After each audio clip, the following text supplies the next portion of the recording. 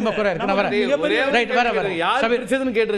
ஷபீர், இப்போ அடிப்படையில் இப்போ தேர்தல் இதை நோக்கி தான் போகுது. அப்போ 26 தேர்தல் அப்படிங்கிறது பரப்புரை அல்லது பிரதான பிரச்சனை அப்படிங்கிறது எப்படி வரும்னு பார்க்குறீங்க? பாஜகவை பொறுத்த வரைக்கும் அவங்க மதம் சார்ந்த அரசியல் தான் அவங்களுக்கு மூலதனம். அதை தான் அவர்கள் செய்ய போகிறார்கள். அதற்கான அடித்தளத்தை திரு அமித்ஷா அவர்கள் மதுரையில் அந்த ஸ்பீச்லேயே கோடிட்டு காமிச்சிட்டாரு. சிக்கந்தர் மலை அப்படின்ற ஒரு பிரச்சனையை அவங்க வந்து பெரிய அளவில் கையில் எடுக்க போகிறாங்க. இது எதனுடைய ஒரு ஒரு ஒரு ஃபார்முலா அப்படின்னு நீங்கள் பார்த்தீங்கன்னா, உங்களுக்கு மண்டைக்காடு கலவரம் நடந்ததுக்கு பிறகு, அந்த மீனாட்சிபுரத்தில் அந்த கன்வர்ஷன்ஸ் நடந்ததுக்கு பிறகு எப்படி வந்து உங்களுக்கு இந்த இந்து யூனிட்டி கான்ஃபரன்சஸ்லாம் வந்து தென் மாவட்டங்களில் நடந்ததோ அதே ஒரு விஷயத்தை மறுபடியும் ரெப்ளிகேட் பண்ணணும்னு பார்க்குறாங்க. அதை மறுபடியும் கொண்டு வர வேண்டும் அப்படின்னு பார்க்குறாங்க. நீங்கள் உதாரணத்துக்கு பாஜக இங்கே கையில் எடுத்த ஒரு அரசியல் சமீபத்தில் நீங்கள் அந்த தஞ்சாவூர் மாணவியுடைய மரணம் தொடர்பாக அந்த பிரச்சனையை எவ்வளோ பெருசாக்குனாங்க. ஒரு மாணவி வேறு பிரச்சனைகளுக்காக தற்கொலை செய்து கொள்கிறார். அது ஃபோர்ஸ்டு கன்வர்ஷன், கட்டாய மத மாற்றம் அப்படின்னு சொல்லிட்டு எவ்வளோ பெரிய பிரச்சனையை கொண்டு வந்தாங்க. அது சிபிஐக்கு அந்த வழக்கு மாற்றப்பட்டுச்சு. சிபிஐ சார்ஜ் ஷீட்டில் ஃபோர்ஸ்ட் கன்வர்ஷன் இல்லை அப்படின்றாங்க. இவங்களுடைய ஆட்சியில் இருக்கக்கூடிய சிபிஐ தான், பாஜக ஆட்சியில் இருக்கக்கூடிய சிபிஐ தான் ஃபோர்ஸ்ட் கன்வர்ஷன் இல்லைன்றாங்க தஞ்சாவூர் மாவட்டத்தில். அப்போ மதத்தை வைத்து அரசியல் செய்வது தான் பாஜகவுடைய பிரதான நோக்கமாக இருக்கிறது. அதில் நீங்கள் வந்து எந்த சந்தேகமும் வேண்டாம். ஆனால் தமிழக மக்கள் இதையெல்லாம் நன்கு உணர்ந்திருக்கிறார்கள், அறிந்திருக்கிறார்கள் அப்படின்னு பார்க்குறேன். நீங்கள் யார் வர வேண்டும் அப்படின்றத தாண்டி யார் வரக்கூடாது அப்படின்றதுல தமிழக மக்கள் சட்டமன்ற தேர்தல் வேற சட்டமன்ற தேர்தலில் கூட அதிமுக தான் சார் பிரதான தலைமை, கூட்டணி தலைமை அதிமுக வச்சுதான் அவங்க முடிவு பண்ணுவாங்க. இங்க அதிமுக வச்சு தான் இவங்க பண்ற கேம்ல வாக்களிக்கிறது அதிமுகவுக்கே ஒரு பெரிய பின்னடைவாக அமைய போகிறது அப்படின்ற. நீங்க பாஜக அதிமுக கூட்டணி ஆட்சி அப்படின்னு பேசினாலே சாப்டர் க்ளோஸ். நீங்க அதிமுக ஆட்சி எப்படி இருந்துச்சுன்னு 4 வருஷம் பார்த்தோம். பாஜக சப்போர்ட் பண்ண அதிமுக ஆட்சி எப்படி இருந்துச்சுன்னு 4 வருஷம் பார்த்தோம். கவர்னர் போய் டிஸ்ட்ரிக்ட் ஆபீஸ்ல போய் உட்கார்ந்து ஃபைல்ஸை பார்ப்பாரு. யூனியன் மினிஸ்டர் வந்து செக்ரட்டேரியட்ல வந்து கோப்புகளை பார்ப்பார் அப்படின்ற அளவுல ஆட்சி நடந்துட்டு இருந்துச்சு. யாருடைய ஆட்சியா இருந்துச்சு? அந்த கேள்விகள்லாம் அப்போ எழுந்தது இல்லையா? உங்களுக்கு அதிமுகவுக்கு இந்த அளவுக்கு ஒரு பின்னடைவு ஏற்பட்டதுக்கான காரணம் என்ன? முதல் முறையாக அந்த கட்சி ஆரம்பிச்சு 7 தொகுதிகளில் வாஷ் அவுட் ஆகி டெபாசிட் இழக்கிறதுக்கான காரணம் என்ன? பாஜக கூட்டணியில் இருந்ததுனால தான். இப்போ அதை உணர்ந்து தான் அவங்க வெளியே வந்திருக்காங்க. மறுபடியும் அவங்கள பிடிச்சி உள்ளே இழுத்துட்டு இப்போ அடுத்தது என்ன சொல்றாங்க? அவங்க பிஜேபிக்கு தெளிவாக தெரியும், தமிழ்நாட்டில் அதிமுக மீது சவாரி செய்யாமல் அவர்களால் வந்து இந்த மாநிலத்தில் ஒன்றும் பண்ண முடியாது. அதனால அவர்களுக்கு அதிமுக தேவைப்படுகிறது. ஒருவேளை அதிமுகவுக்கு கூடுதல் இடங்கள் கிடைத்தாலும், பாஜகவுக்கு 2 இடம் கிடைச்சாலும் பாஜக தான் ஆட்சி செய்யும். இதுதான் வந்து பிஜேபியோட பிளான், இதுதான் பிஜேபியோட ஆக்ஷன். இது எல்லா மாநிலங்களிலும் இப்படிதான் இருக்கு. சர்வே முடிவு பார்த்து நிறைவு கருத்து கேட்டேன். இன்னைக்கு சர்வே முடிவு பார்த்துட்டு நிறைவு கருத்து எடுத்துடலாம்.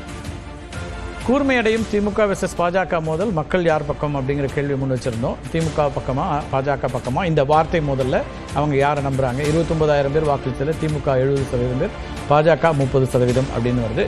ராமசாமி, உங்க நிறைவு கருத்தாவும் பதிலாகவும் வச்சிடலாம். எஸ், 2 விஷயங்கள். இந்த தேர்தல் அப்படின்றது திமுகவோட ஷார்ட் கமிங்ஸ் எல்லாம் என்னெல்லாம் இருக்கோ அதுதான் அமித்ஷா அவர்கள் ஆரம்பிக்கும் போது தமிழோட பெருமை என்ன, அதை தமிழை நான் கற்றுக்கொள்ளவில்லை, எனக்கு தெரியவில்லை அப்படின்னு தமிழோட முக்கியத்துவத்துல ஆரம்பிச்சு இவங்களோட இரட்டை வீடம் என்இபி இதை பத்தி எல்லாம் வச்சு அதுக்கு அடுத்தது அவர்கள் வந்து அரசியல்ல வந்து இன்னைக்கு என்ன செய்கிறார்கள், என்ன தவறான கருத்துக்களை வைக்கிறார்கள், அவர்களோட ஊழல்.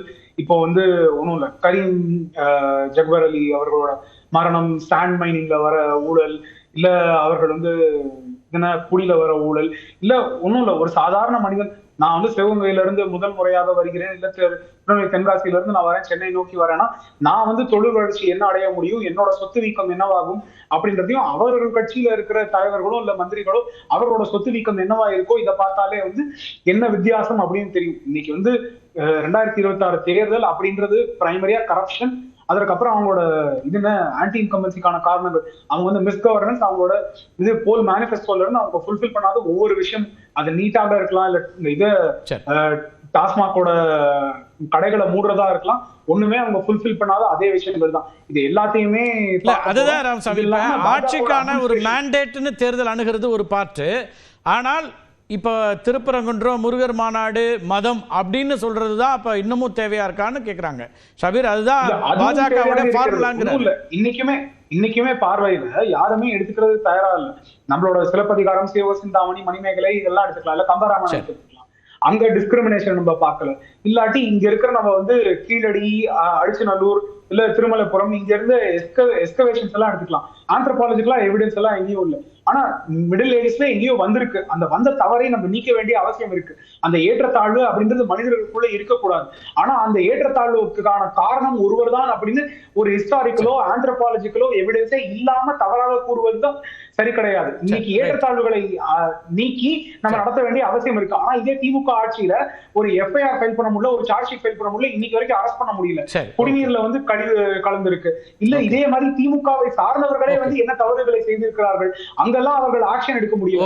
அதனால இவங்க பேசுறாங்க அப்படின்னா இவர்கள் வார்த்தை ஜாலம் மட்டும்தான், செயல்ல ஒரு வீரம் கூட கிடையாது அப்படின்றத. ஆட்சிக்கு எதிரான இந்த பட்டியெல்லாம் கொடுக்கிறார். இதெல்லாம் தேர்தலில் எதிர்கொள்ள வேண்டியிருக்கும். அவ்வளவு ஒரு அரசை அது வந்து நடைமுறைப்படுத்தி இருக்கிற வளர்ச்சி திட்டங்கள் இருக்கக்கூடிய குறை நிறைகளை அடிப்படையாக வைத்து விமர்சிக்கிற உரிமை, விமர்சிக்க வேண்டிய தேவை இன்னைக்கு தமிழ்நாட்டில் இருக்கு. அதில் ஒன்றும் எந்த தப்பும் இல்லை.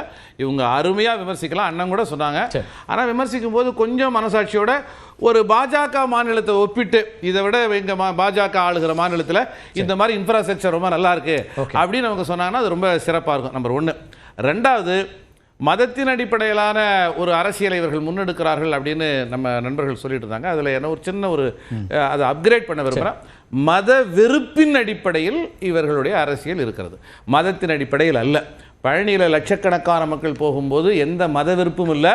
வழியெங்கும் நிற்கிற பிற மதத்தை சார்ந்தவர்கள் வரவேற்று இருக்கிறாங்க.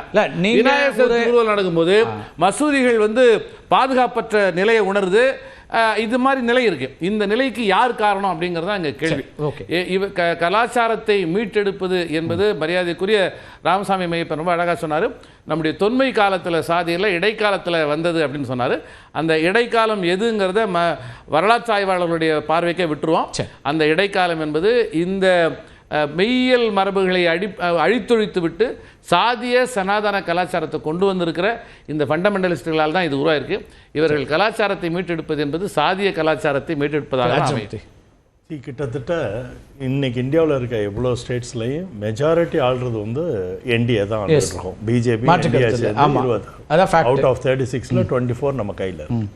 இதுக்கு மெயின் காரணத்தை இவங்கெல்லாம் உணரவே மாட்டேங்கிறாங்க. என்ன உணரவே மாட்டேங்கிறாங்கன்னா, இது செயல்திறன். இப்போ 11 ஆண்டுகள் மோடிஜி அவர்களோட உழைப்பும் அவரோட செயல்திறனும், அவர் அந்த நாட்டுக்கு எவ்வளவு பங்களிப்பு பண்ணியிருக்காருங்கிறது அந்த 11 ஆண்டுகளோட சாதனைகளை நாங்கள் இப்போ சொல்லி. தென் மாநிலங்களில் எத்தனை ஆட்சி அதான் இதனால பாண்டிச்சேரி இருக்கு. அதுதாங்க இப்போ அதுக்கு தான் ஃபோக்கஸ் பண்ண வந்துட்டோம். எப்போதுமே அமித்ஷாஜி ஒரு இடத்துல இறங்கி வேலை பார்க்க வந்துட்டாருனாவே அவருக்கு வந்து தரவுகள் அடிப்படையில் 24 இறங்கி பலவீனமாக இருக்கு. இந்த தமிழ்நாடுல இருக்க ஆட்சி 2024 இறங்கி ஒர்க் பண்ணலையா திரு மோடி அவர்கள் பிரதமர் 10 முறை. இன்னைக்கு நாங்க அவரை நேத்து பார்க்கும்போது அவரோட ஸ்பிரிட் எங்களுக்கு என்ன தெரிஞ்சதுன்னா, அவர் வந்து ஷூரா he has given his commitment to Tamil Nadu. நிச்சயம் நீங்க பாருங்க, அவரே சொல்லிருக்காரு வெஸ்ட் பெங்கால்ல தமிழ்நாட்டிலே ஆட்சி அமைப்பு தமிழ்நாடுல கண்டிப்பாக மாற்றத்திற்கான இது உண்டாகுது. என்ன காரணம்னா, அவர் தரவுகள் அடிப்படையில் வேலை பார்க்கிறவர், மைக்ரோ மேனேஜ்மென்ட்ல அவர் ஸ்காலர், மைக்ரோ மேனேஜ்மென்ட்ல அமித்ஷா குறைச்சு மதிப்பிடுறீங்க. அதனால நிச்சயமா அவர்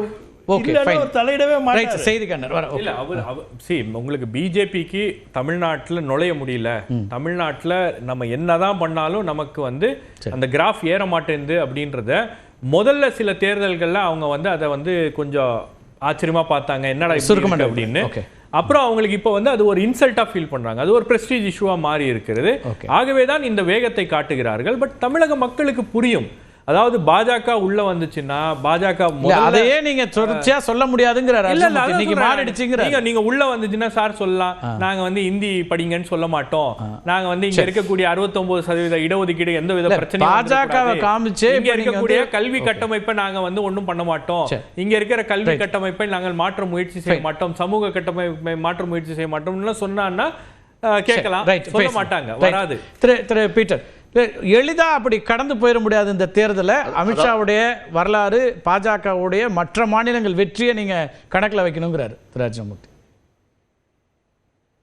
இல்ல அதாவது முதல்ல அவர் சொல்ற குற்றச்சாட்டு DMK government is a failed government சொல்றாங்க. முழுமையா 100% ஃபெயில்டு கவர்மெண்ட் சொல்றாரு. ஆனா அவங்க ஒன்றிய அரசுடைய புள்ளி விவரங்கள் அத்தனையும் எந்த கூரை எடுத்துக்கொண்டாலும் அது கல்வியாக இருந்தாலும் சரிதான், ஹெல்த்தாக இருந்தாலும் சரிதான், கிராமப்புற வளர்ச்சியாக இருந்தாலும் சரிதான், வேலை வாய்ப்பாக இருந்தாலும் சரிதான், தமிழ்நாடு ஒன்று முதலில் இல்லது இரண்டாவது. இதே பாஜக ஆளுகிற மாநிலங்கள் என்ன நிலைமை அதை சொல்லட்டும்ல. ஆகவே இன்னொன்னு கேட்போம், வரக்கூடிய நாடாளுமன்ற தேர்தலுக்கு